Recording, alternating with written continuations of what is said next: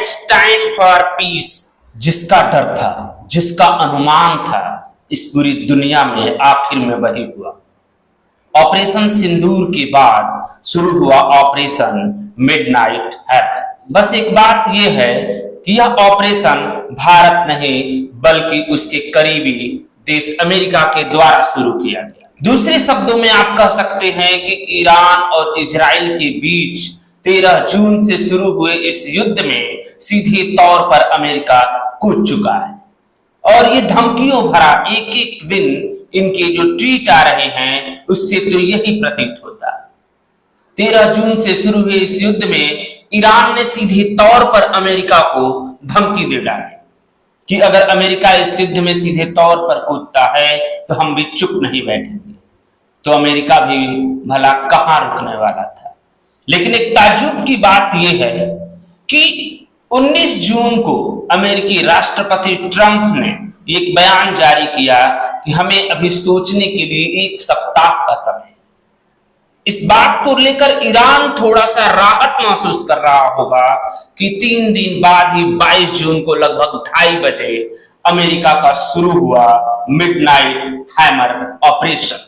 और देखते ही देखते ईरान के कथित रूप से 3 ऐसे जगह जहां पर वो लगातार अपने आप को परमाणु सुसज्जित होने के लिए, उसके द्वारा अपने आप को मजबूत करने के लिए कई ऐसे तस्वीरें वहां पर पाई गई जो कि ईरान के इस मंसूबे को साफ तौर पर जाहिर कर रहा था।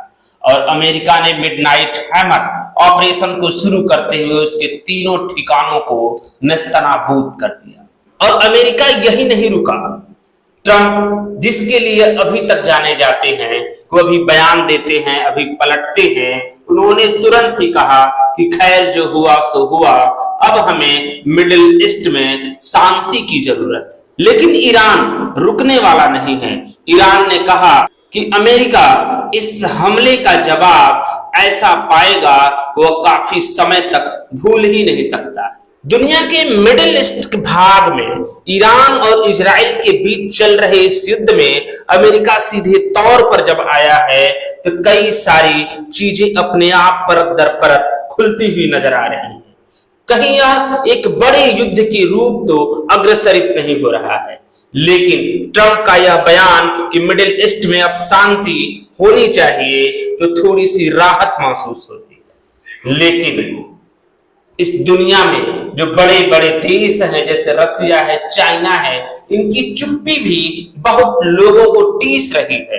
क्या इनकी चुप्पियां कुछ बड़ा होने का संकेत दे रही है?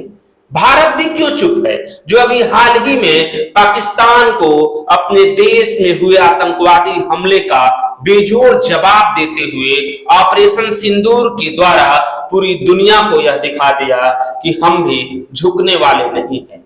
भारत की चुप्पी भी लोगों के समझ से परे है।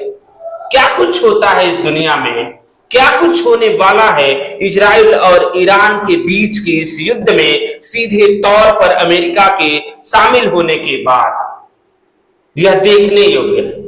लेकिन आप सभी सुरक्षित रहिए, भगवान से और अपने अपने मजहब के देवी देवताओं से आप दुआ करते रहिए कि मिडिल ईस्ट में जल्द ही यह जो युद्ध है थम जाए और शांति का संदेश चारों तरफ जाए। ट्रंप का यह ट्वीट बहुत तेजी से वायरल हो रहा है कि ईरान के 3 ठिकानों को नेस्तनाबूद करने के बाद उनका यह ट्वीट कि now it's time for piece बहुत तेजी से वायरल हो रहा है। अमेरिका के द्वारा ईरान के बीच एक समुद्री युद्ध भी छिड़ने के आसार स्पष्ट तौर पर नजर आ रहे हैं। लेकिन अब यह सारी चीजें भविष्य के गर्भ में हैं। जो भी नई अपडेट आती है हम आपसे मिलते रहेंगे।